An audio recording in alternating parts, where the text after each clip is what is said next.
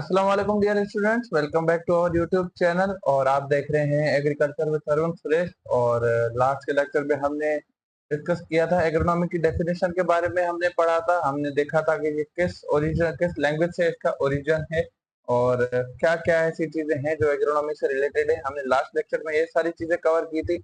आज जो हमें टॉपिक कवर करना है या जिस बारे में हमें पढ़ना है वो हमें ये डिस्कस करना है कि एग्रोनॉमी की क्या इम्पोर्टेंस है हमारी डेली लाइफ में या with related to the agriculture science. Agronomy क्यों हमारे लिए इम्पोर्टेंट है, कौन सी इसकी ऐसे चैलेंजेस हैं जो ये सॉल्व कर कर एक वाइटल रोल प्ले करता है हमारी एग्रीकल्चर साइंसेज में। आज हमने वो तीन चीजें पढ़नी है इनके बारे में। तो सबसे पहले अपने सारे के जो कॉन्सेप्ट हैं आप उनको क्लियर कर लें, अपने नोट्स वगैरह लेकर बैठ जाएं और ध्यान से जो चीजें यहाँ पर मैं आपको बताने जा रहा हूँ इन पर फोकस से सुनिएगा।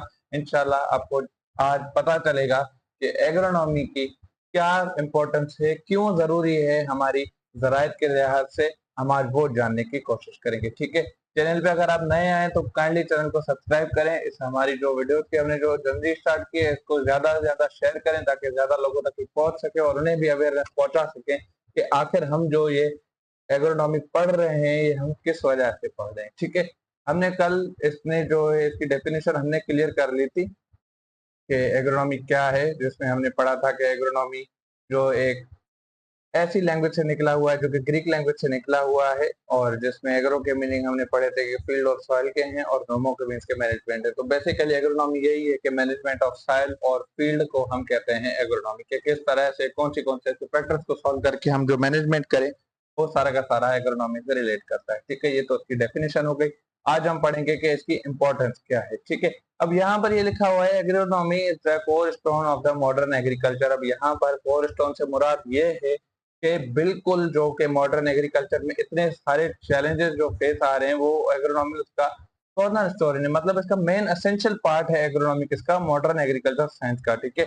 आप यहाँ पर ऐसी चीजों को आप ये जो कॉर्नर स्टोन पे यहाँ पर लफ्ज लिखा हुआ है इसका मतलब ये है कि agronomy plays a important role in the agriculture sciences, ठीक है। इसमें जो ग्लोबल चैलेंजेस हमारे पूरे ग्लोबल चैलेंजेस के मुराद यहाँ पर ये है कि ऐसे चैलेंज जो यहाँ पर किसी नेशन वाइज की बात नहीं हो रही, ना कि मैं कहूँ कि पाकिस्तान, इंडिया या कुछ बांग्लादेश एशियन कंट्रीज के चैलेंजेस हैं, ये पूरी की पूरी दुनिया फेस कर रही है। ये वो ऐसे चैलेंज हैं उनमें जो है एग्रोनॉमी एक वाइटल रोल प्ले करता है, जिसपे नंबर 1 पे हमने देखा कि यहाँ पर लिखा हुआ है फूड सिक्योरिटी, नंबर 2 पे यहाँ पर लिखा हुआ है एनवायरमेंटल सस्टेनेबिलिटी और नंबर 3 पे यहाँ पर लिखा हुआ है क्लाइमेट चेंज। हम बारी बारी इनको देखेंगे कि कैसे किस तरीके से एग्रोनॉमी अपना रोल प्ले करती है, अपना पार्ट प्ले करती है इन तीनों चैलेंजेस को आसान करने में, और हमें जो है एग्रोनॉमी किस तरीके से ज्यादा प्रोडक्ट, हाई यील्ड और क्वालिटी यील्ड हमें प्रोड्यूस करती है। हम वो सारी चीजें देखेंगे कि किस तरीके से इन चैलेंजेस से डील करके हमें हाई यील्ड मिल सकती है, ठीक है। अब यहाँ पर ये लिखा हुआ है इट इंक्रीजेस क्रॉप यील्ड। अब एग्रोनॉमी क्या करेगा, इन चैलेंजेस से डील कर कर हमें यील्ड बढ़ा कर देगा, ठीक है।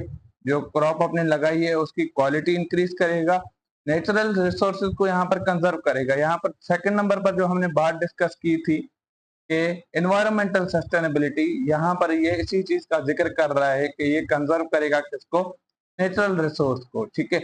यहाँ पर एनवायरमेंटल सस्टेनेबिलिटी की भी बात यही आ गई है कि किस तरीके से वो ऐसे प्रैक्टिसेस, ऐसे प्रोसेस होंगे जिससे एनवायरमेंट पर कोई इफेक्ट ना पड़े, उनके जरिए किस तरीके के हम जो है इन तीन चैलेंजेस को हल कर सकते हैं, ठीक है।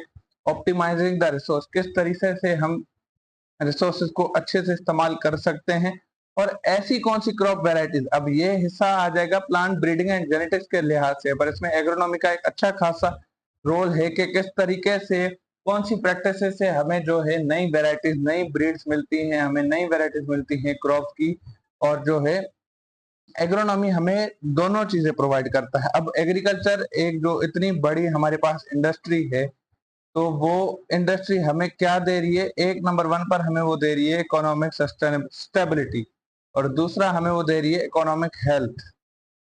अब इन दो चीजों को आप समझेंगे, इकोनॉमिक स्टेबिलिटी किस तरीके से, क्योंकि Pakistan is an agriculture country, ये बात हम सब लोग जानते हैं। इसी लिहाज से कि ये एक्सपोर्ट में एज ए जीडीपी में ये एक मेजर हिस्सा प्ले करती है। अगर हम दूसरी चीजों से कंपेयर करके देखें तो 21 to 25% जो है सिर्फ एग्रीकल्चर का रेशो है हमारी जीडीपी में। जीडीपी वो है कि ग्रोस डेवलपमेंट रेशो, कि किस तरीके से जो है हम एक्सपोर्ट इंपोर्ट करके अपनी इकोनॉमी को जो है बेहतर बना सकें, वो हमारी जीडीपी है। ठीक है, इसी तरह से एग्रीकल्चर जो है इकोनॉमिक स्टेबिलिटी और इन्वायरमेंटल हेल्थ। अब इन्वायरमेंटल हेल्थ में किस तरीके से कि हम ऐसे केमिकल, ऐसे प्रोसेस इस्तेमाल नहीं करेंगे जिसके जरिए इन्वायरमेंट पर नेगेटिव इम्पैक्ट होगा, बल्कि हम इस पर ऐसे जो है इस्तेमाल करेंगे, ऐसी प्रैक्टिसेस यूज करेंगे जिसके जरिए इन्वायरमेंट को फायदा हो और वो हमारी आगे आने वाली जनरेशन के लिए फायदेमंद साबित हो। ठीक है, अभी हमने इस लेक्चर में डिस्कस किया एग्रोनॉमी की इंपॉर्टेंस को। नेक्स्ट हम अपने लेक्चर में डिस्कस करेंगे कि किस तरीके से ये जो है फूड सिक्योरिटी जैसे चैलेंज से फेस कर रहा है, किस तरह से एनवायरमेंटल सस्टेनेबिलिटी को ये फेस कर रही है, और किस तरीके से क्लाइमेट चेंज की वजह से फिर भी हमें उतनी यील्ड दे पा रही है। ये सारे के सारे टॉपिक्स हम अपनी नेक्स्ट वीडियो में डिस्कस करेंगे। जब तक आपने ये समझा कि एग्रोनॉमी क्यों जरूरी है, इसकी इंपॉर्टेंस, इन 3 फैक्टर्स के जो रिजल्ट्स हैं किस तरह से ये डील कर रही है, वो हम इंशाल्लाह नेक्स्ट लेक्चर में डिस्कस कर लेंगे। अपना बहुत सारा ख्याल रखिएगा, दुआ में याद रखिएगा। अगर चैनल पे आप नए आए तो काइंडली चैनल को लाइक, शेयर, सब्सक्राइब और कमेंट जरूर कीजिएगा। अपनी राय जरूर कमेंट बॉक्स में दीजिएगा कि किस तरह की जो है हमें इम्प्रूवमेंट की जरूरत है, कौन सी चीजें आप इस चैनल पे देखना चाहते हैं, तो काइंडली अपना सजेशन कमेंट बॉक्स में जरूर दीजिएगा। Thank you so much for watching.